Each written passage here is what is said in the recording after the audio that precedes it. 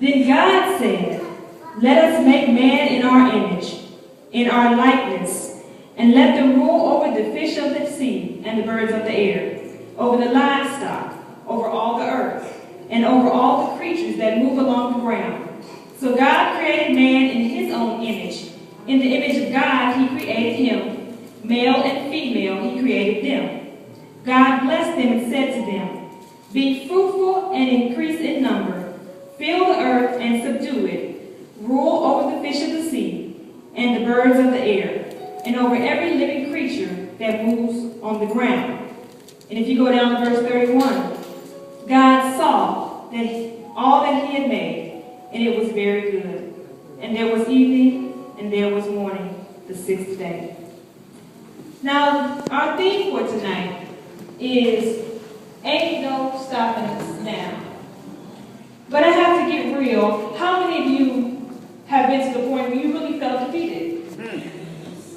How many of you have been to the point where you felt like everything you were doing just wasn't amounting to anything? Like you were working in vain. You were living in vain. God took me to the scripture in Genesis 1 because he wanted me to see that sometimes in order to get over that hump or in order to be victorious, you have to go all the way back to the beginning. Come on, come on. See, because the beginning is the time when you haven't been tainted yet. The beginning is at the point where you haven't been discouraged. And it's at the point where you haven't learned to, you haven't failed to forgive yourself. That's at the beginning. So I'm going to show you all tonight that in order to get to that point, where you can say there is nothing stopping me, that I can be victorious, you have to do three things. First, you have to believe in that person that God made you to be. Secondly, you have to create an atmosphere for yourself. That's right. And third, you have to do what you do in the likeness of God. Come on, come on. So let's go back to verses 26 and 27. Teach us. In this verse, we see that God made human beings, man in his own image. And by the word man, I mean male and female. That's right. That's right. See, anybody who says that a man was made in the image of God, but a woman was made in the image of man, it's not true. Come on, teach us, daughter. The scripture says that God made man, and male and female, he made them. So we were all made in the image of God. So God made us in his image, and then he gave humans the ability and the permission to rule over all the earth. Let's look at image. What does image mean? What does it mean to be made in the image of God?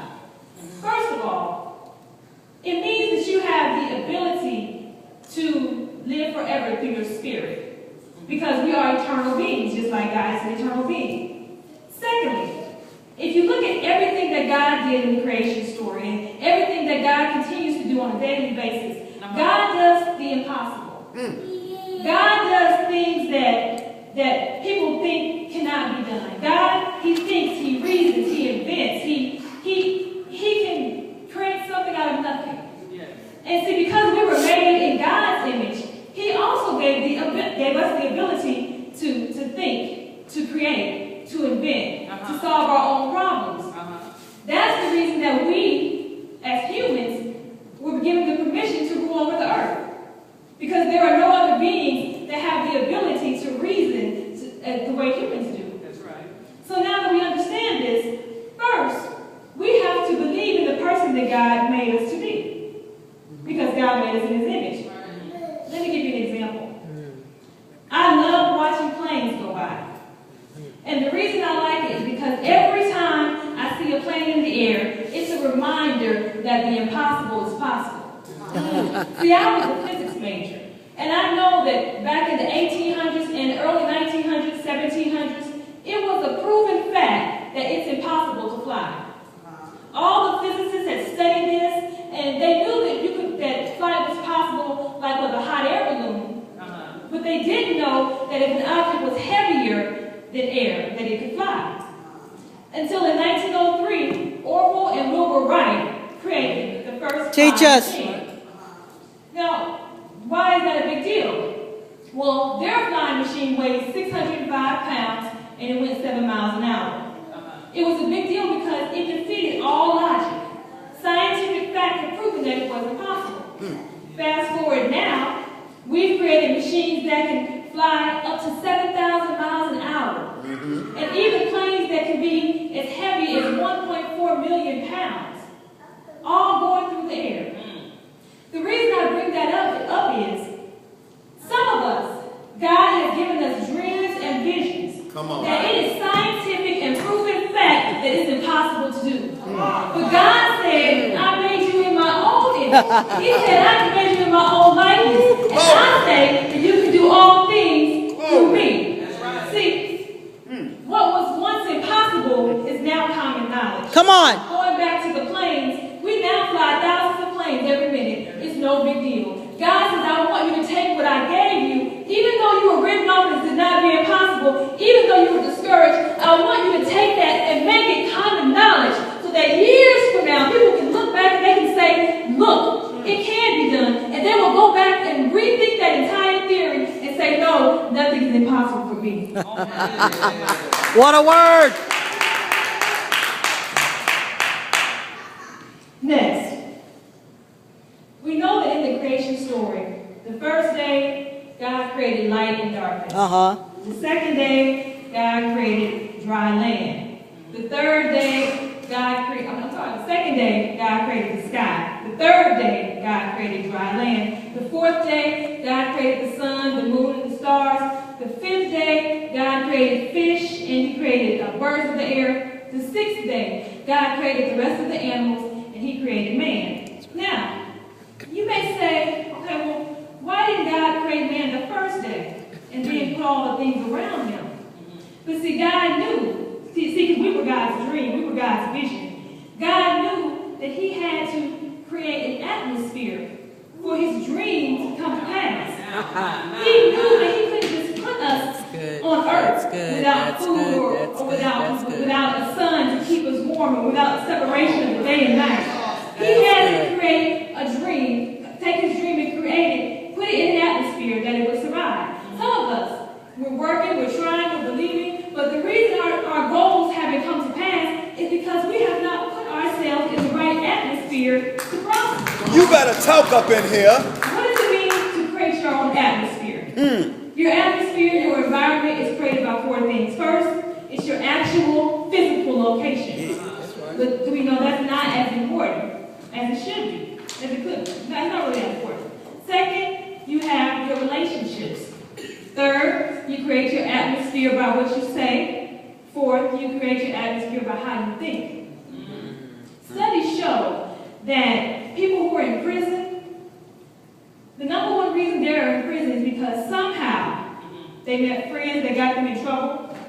Somehow they were going along the right path. They got hooked up with the wrong people, and what was once unacceptable to them at one point in time became okay. So they got caught up in the criminal lifestyle.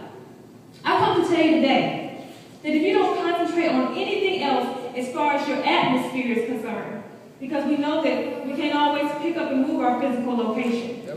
And we know that even though what we say creates a world for us, sometimes we just can't always remember to say the right things. And sometimes it's hard for us to think the right things. But so I tell you, if you can't do anything, be purposeful about the people in your life. Because your relationships will create... Come on, Elder. There is a study, it's a saying, it's a knowing that if you want to be rich, surround yourself with rich friends. You're teaching good, daughter. What rich friends will do is they'll teach you that being broke is normal. They'll teach you how to invest your money and what's important. So, you know, we often think that God brings people into our life, and He does. And we think that sometimes Satan will send people your way. But we have to be purposeful in hand-picking people in your life that will take you to the next level. I was reading the story about a man named Donald Miller, and he wanted to have a successful life. He had some friends, but he knew he wasn't living out his potential. So he looked at 4 men. The men that he chose were successful in their careers. The men that he chose were good husbands to their wives. The men that he chose were just people of integrity. And he saw them out. He met with them. He told them what he wanted, that he wanted wanted to get to know them, that he wanted them to mentor him. And he went out to lunch with them and got to know them. And years later, his life had dramatically changed. Years later, he was still close friends with these people. I tell you that we have to be very careful to create an atmosphere for ourselves through our relationships. Because the one thing about it, when you get to a point where you don't believe, if you have the right atmosphere, like with my minister friends, if you have the right atmosphere, the right people around you, you will be encouraged. Because the truth is, you're not always going to believe. If you have the right atmosphere, you will get to a point where you don't speak those negative things, because you'll have people who like to say, come on. Like that. Come on. You won't speak the same. Oh, you talking good. Be careful to create an atmosphere for yourself that will allow your dreams to prosper. If God did it, we have to do it too. Finally, that's good. We have to do everything in the image and the likeness of God. In the likeness of God. What does that mean? We have to adopt His characteristics. That's right. Some of us think that we can believe and we can pray and we can put the right people around us, and then we can go and treat people any kind of way. Come on. But I'm here to tell you that God said that whatsoever a man reaps, that which he also sows. That's it. So you have to be careful to do things the way that God Oh, you wants preaching them real done. good. 1 John 4:8 says that God is love. So if you're not living a life full with Come on. I can't guarantee you that God is on your side with that agenda. Come on now. Romans 8:31 says that if God is for you, who can be against you? And that's true, very true.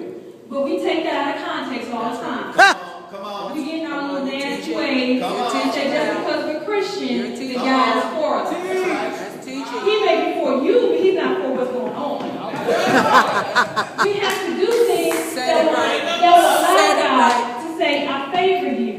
And because He favors you, He will order your steps. And because He orders your steps, you can't make, even the stupid mistakes that you make, God will correct. God will give you grace because He's pleased with you, because He's pleased with your walk. So now we see. We have to do 3 things. Believe in the person God made you to be. Secondly, you have to create an atmosphere for yourself. Third, you have to do what you do in the likeness of God, with character. Do it the right way. We are at the end of May, almost June. We are halfway through this year. Some of us made resolutions that we wanted to get accomplished, and we're halfway through this year, and nothing changed. Some of us have goals that we started on and we couldn't finish. I'm telling you to be purposeful about what you do. Be purposeful about the people you put in your life. Be purposeful about getting to a point where you can believe Him and you can trust in Him. That's right. Because God said, be fruitful and multiply. Be fruitful means to do good works. Multiply means to have children, yes, but multiply also means to make people like you. If prophet never has a child, he already has 7 multiples right here in this room. That means to live a life. That means to live a life where every day you live it on purpose. Every day you live it and you're productive. Every day you're making yourself better. Because so many people weren't given this opportunity to make it to this day. Yes. And as Minister Michael was saying, we don't know when our time is called to come. Amen.